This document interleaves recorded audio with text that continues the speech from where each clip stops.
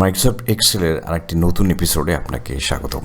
এই ভিডিওতে আমরা শিখব ওয়ার্কশিটের সেলগুলোতে কিভাবে ইমেজ ব্যবহার করতে হয়। একটিতে আমরা ম্যানুয়ালি দেখব, যেখানে আপনি একটি ছবিকে আপনার আলাদা আলাদা করে প্রত্যেকটি সেলে বসাতে হবে, এবং আরেকটি পদ্ধতি দেখব যেখানে আপনাকে আলাদা আলাদা করে বসাতে হবে না, এবং কোন ছবি কোথায় বসাতে হবে সেটিও আপনাকে চিন্তা করতে হবে না, ছবিগুলো রিসাইজও করতে হবে না। আপনি শুধু প্রথম সেলে সেল পয়েন্টার রেখে আপনার ইমেজগুলোকে সিলেকশন করে দেবেন। এভাবে প্রায় 10.5 লক্ষের মতো ছবি আপনি এক ক্লিকেই, এক সিলেকশানেই ইনসার্ট করতে পারবেন। আপনাকে মেনশন করে দিতে হবে না কোন ছবি কোথায় বসবে, শুধুমাত্র আপনি প্রথমেই আইডি অনুযায়ী ছবিগুলোকে মার্ক করে রাখবেন এবং এটি ওপেন করবেন। তাহলে অটোমেটিকলি ছবিগুলো আপনার নির্দিষ্ট সেলের মধ্যে স্থাপিত হবে। আপনাকে ছবিগুলো রিসাইজও করতে হবে না, ছবিগুলো আপনার সেলের দৈর্ঘ্যপ্রস্থ অনুযায়ী অটোমেটিকলি ফিট হয়ে যাবে। তো কিভাবে আমরা কাজটি করব চলুন দেখে নেওয়া যাক। ওয়ার্কশিটের মধ্যে যে যতটুকু সেলের মধ্যে কোনো ব্যক্তি বা প্রাণী বা বস্তুর ছবি ব্যবহার করার প্রয়োজন হতে পারে, যেহেতু এটি একটি ডেটা অ্যানালাইসিস প্রোগ্রাম।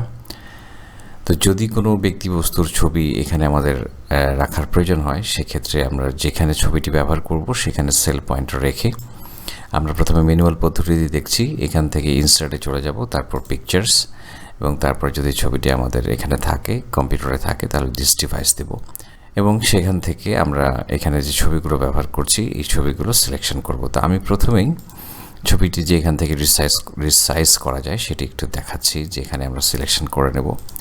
তো এখানে আমাদের ছবিগুলি যদি এক এক রকম থাকে, সেক্ষেত্রে এখানে বর্তমানে এক এক রকম রয়েছে। তো সব থেকে ভালো হয় যে ছবিটি আমরা কোনো একটা ফটো এডিটিং সফটওয়্যারের মাধ্যমে রিসাইজ করে নেব। একই রেজুলেশনে, একই ধরনের দৈর্ঘ্যপ্রস্থ যদি আমরা নির্বাচন করি, একই পিক্সেল থাকে, সেক্ষেত্রে আসলে ছবিটি আমাদের ব্যবহার করতে অনেক সুবিধা হবে। তো আমি এখানে একটু জাস্ট শেয়ার করি। আমি যে ছবিগুলো ব্যবহার করেছি, এখানে প্রত্যেকটি ছবির কিন্তু এখানে যে আমরা ডিটেলসটা একটু দেখি, প্রপার্টিস থেকে ডিটেলস এখানে দেখতে পাচ্ছি 100x100 পিক্সেল, এবং এটার ডিপিআই হচ্ছে 120। তো এই যে ইনফরমেশনগুলো প্রত্যেকটা ছবির ক্ষেত্রে কিন্তু সেম রয়েছে। এখানে প্রত্যেকটা ছবির ডিটেলসটা আমরা দেখতে পাচ্ছি যে সেম রয়েছে। তো এরকম করে ছবিটাকে যদি আমরা আগে এডিট করে রাখি কোনো একটা ফরম্যাটিং সফটওয়্যার দিয়ে, সেক্ষেত্রে কিন্তু আমাদের ছবিটা দেখতে একই রকম লাগবে, সামঞ্জস্যপূর্ণ লাগবে।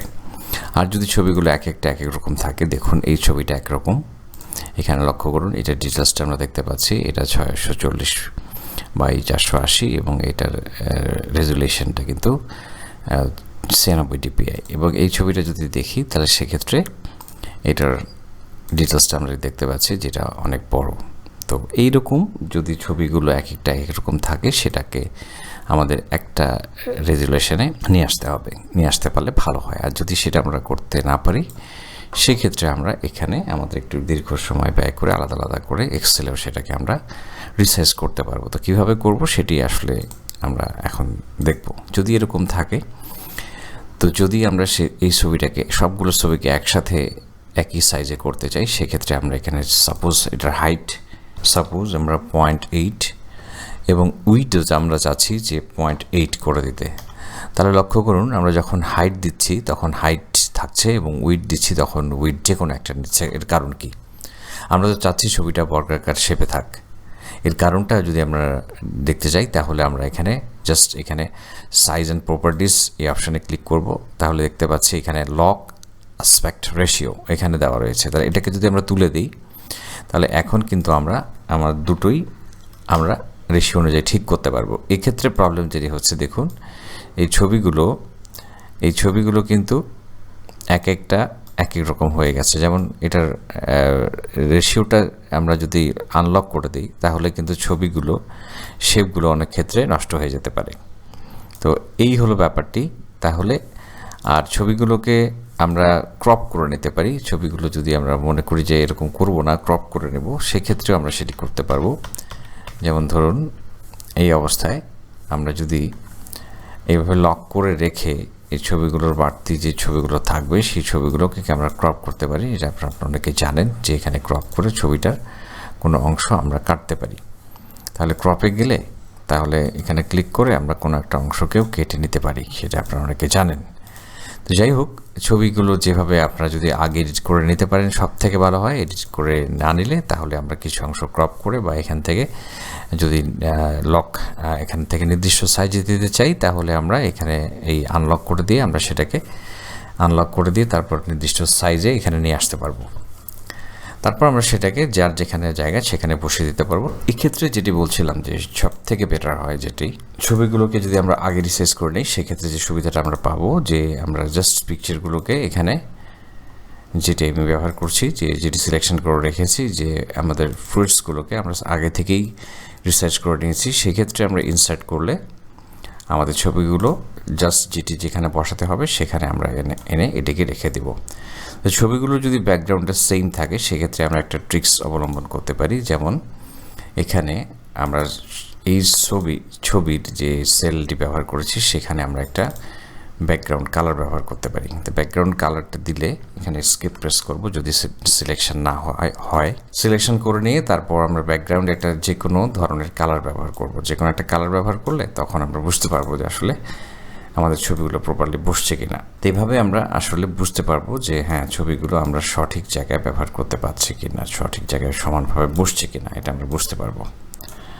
আচ্ছা, তো এখন এই অবস্থায় আমরা আবার পরে এই সেলগুলোকে আবার কালারটাকে নো ফিল করে দিতে পারি।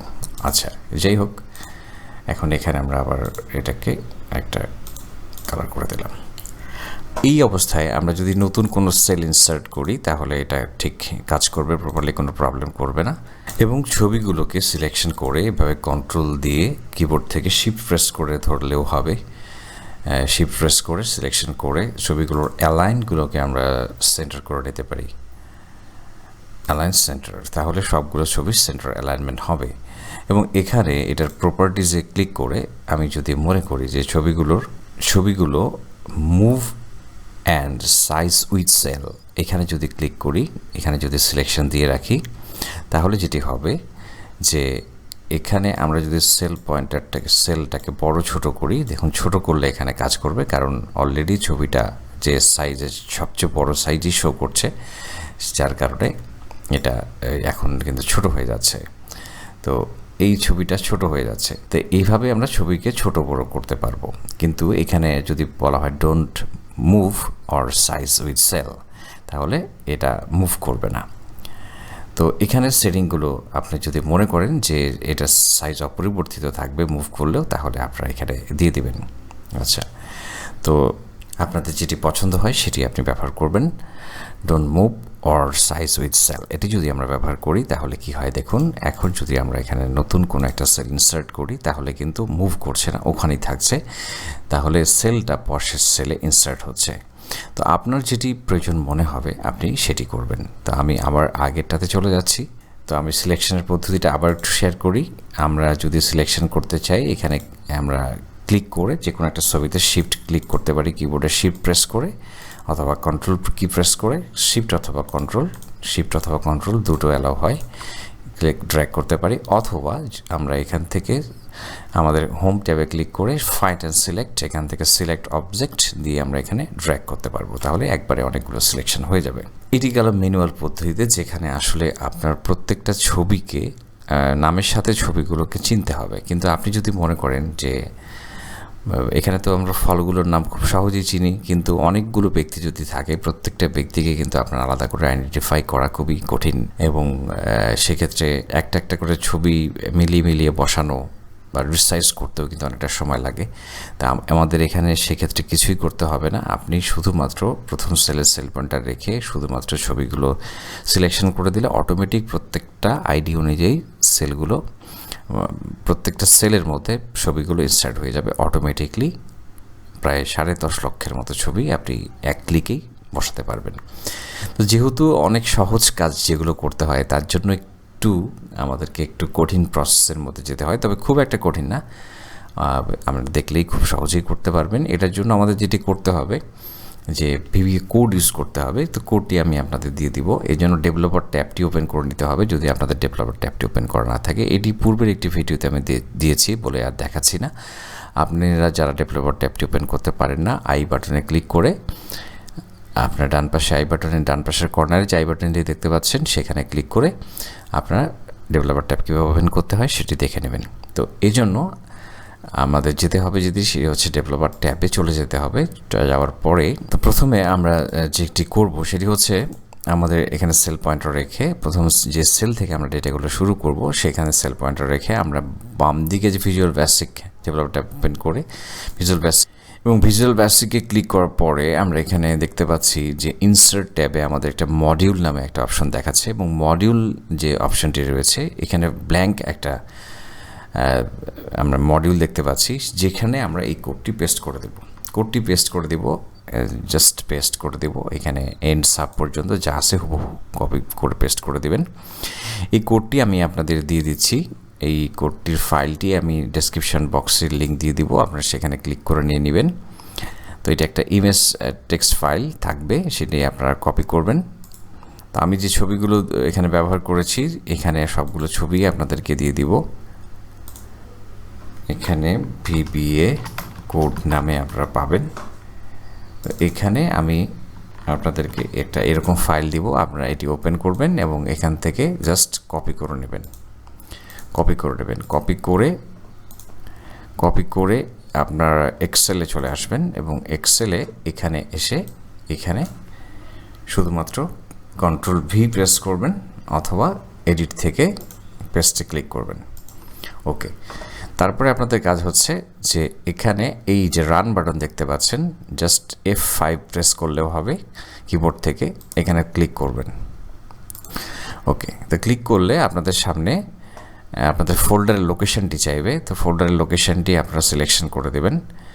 তো এখানে যে ব্যাপারটি আমি একটু দেখাই যে এখানে এই যে প্রথমে যে আমরা ছবিগুলো দেখিয়েছিলাম, যে ছবিগুলো এক একটা রেজুলেশন এক এক রকম, আমি একটু এটাকে আপনাদেরকে একটু দেখাই যে আমি একটা ছবিটা এক একটা যে এক এক রকম সেটা বোঝানোর জন্যই একটু দেখাচ্ছি। দেখুন এখানে এক একটা ছবি কিন্তু এক এক সাইজের, হ্যাঁ, এক এক সাইজের ছবি।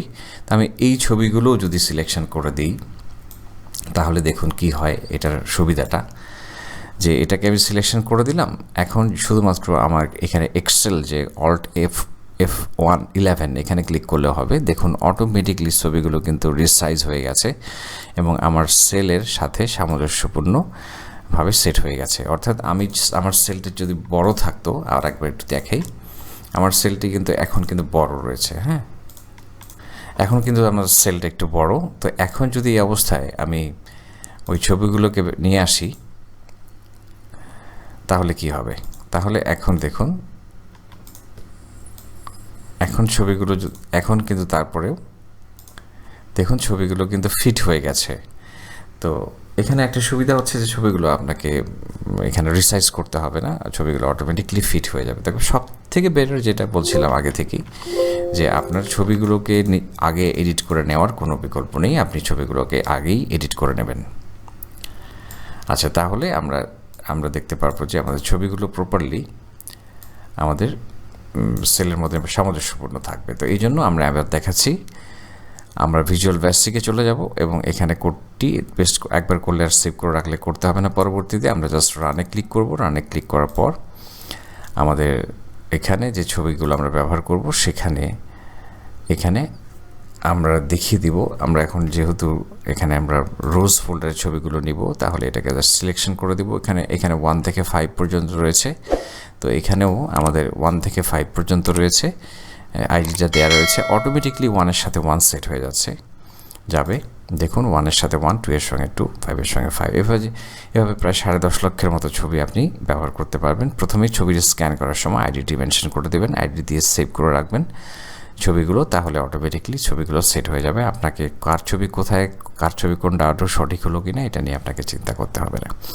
তো আশা করি ভিডিওটি আপনারা বুঝতে পেরেছেন, ভিডিওটি আপনাদের ভালো লেগেছে। যদি ভিডিওটি ভালো লেগে থাকে তাহলে অবশ্যই লাইক এবং কমেন্ট করে উৎসাহিত করবেন, এবং যদি কোনো জায়গায় বুঝতে সমস্যা হয় তাহলে অবশ্যই কমেন্ট করে জানাতে ভুলবেন না।